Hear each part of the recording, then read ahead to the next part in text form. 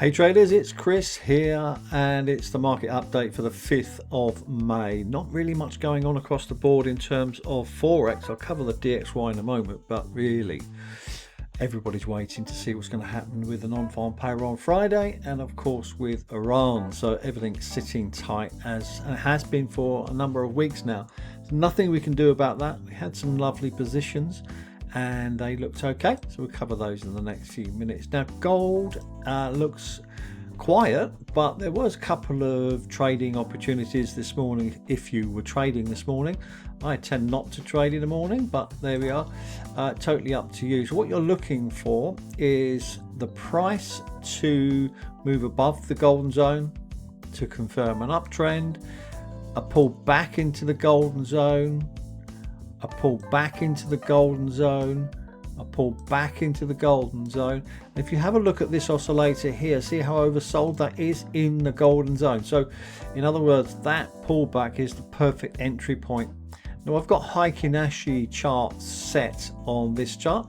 As you can see, once the buyers step in, then the Heikin-Ashi charts go green, and that's your opportunity to get in and buy.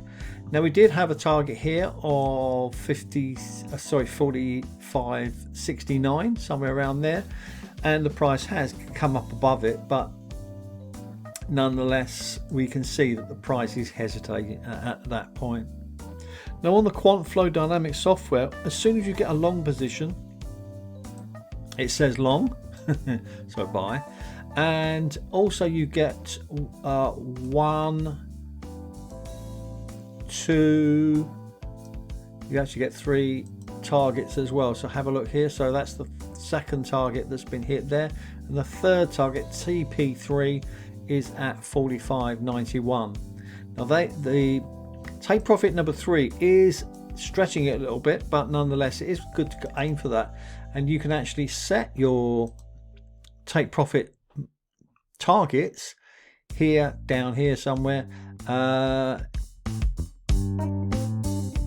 If I can find it, maybe it's in the style. It's in the style. Let's have a look at the style. It's not in the style, so it's here somewhere. Just scroll down. I'm missing it.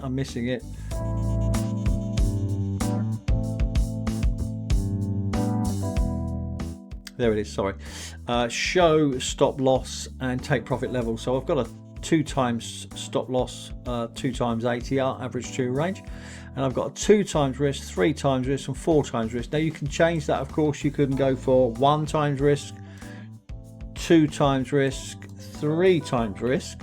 So at the point of entry, if you get in, let's say somewhere around here at the golden zone, then of course you will have a target here which has been adjusted, 45.51.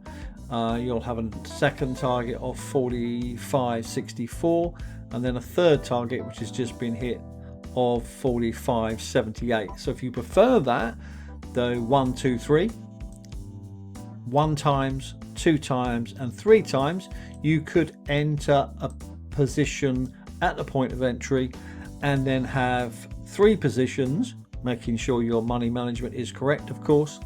And therefore you would have something like this. So get in here. Your stop loss, by the way, should be below the golden zone, but below this blue line as well, because that is acting as support. The blue line acts as support as well.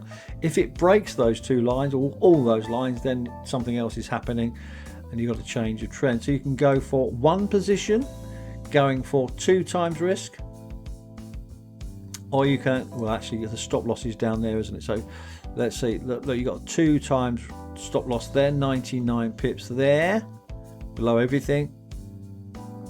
45.24 is the stop loss as an example, and you got 2 times, you got 3 times, and so on and so forth. So you can choose your targets and make sure that they are within range, because we don't always get the price moving through into supply. It sometimes just comes back into supply and then just drifts off. We've seen that many times before, haven't we? So just be aware of that, and yeah, good trading. Just make sure that if you're buying, you want to make sure the price is above the 50 and above the golden zone, and then buy on a green candle. Look for a swing low. So there's two opportunities here, one here and one here. And if you're selling, of course, then you want to make sure that the everything's red, of course, and moving down and then below the golden zone. Very simple, very straightforward, highly profitable. Quick look at the DXY, but I think we know exactly what's going on here. Not a lot. We'll have a look at the DXY. So we can see here this is completely range bound, has been for a few weeks. On this 4-hour chart we can see that not going anywhere. So you will find that the euro dollar, pound dollar, etc. are going nowhere either. Quick look at the yen futures. Yen futures again are looking pretty desperate and not really give us any clues of where the yens are going next. So I will do the analysis every day for VIP members. If I spot something and if something wakes up and lets us know, then I shall let you know. I did post a few ideas here in the VIP room. So this is one of them, the new Canadian Swiss hitting a demand zone here into a trend. So we've got confluence here. So we may find that this starts to move up, but there's no confirmation yet. I will keep an eye on it, and I will let you know in the signals room. New Zealand Canadian, I'm still in this one.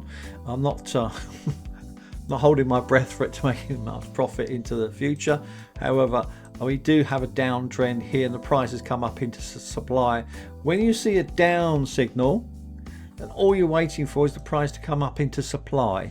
Okay, nothing more, nothing less. If that is good enough for you, then it's good enough for me.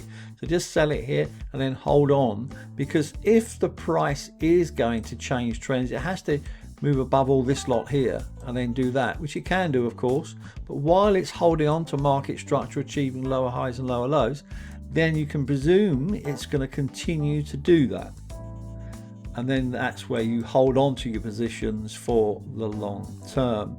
I'm just going to flick around here to see what's going on with the euro, New Zealand, pound New Zealand. These are often quite useful pairs to be looking at, but again, flat as a pancake, nothing going on. Have a wonderful day.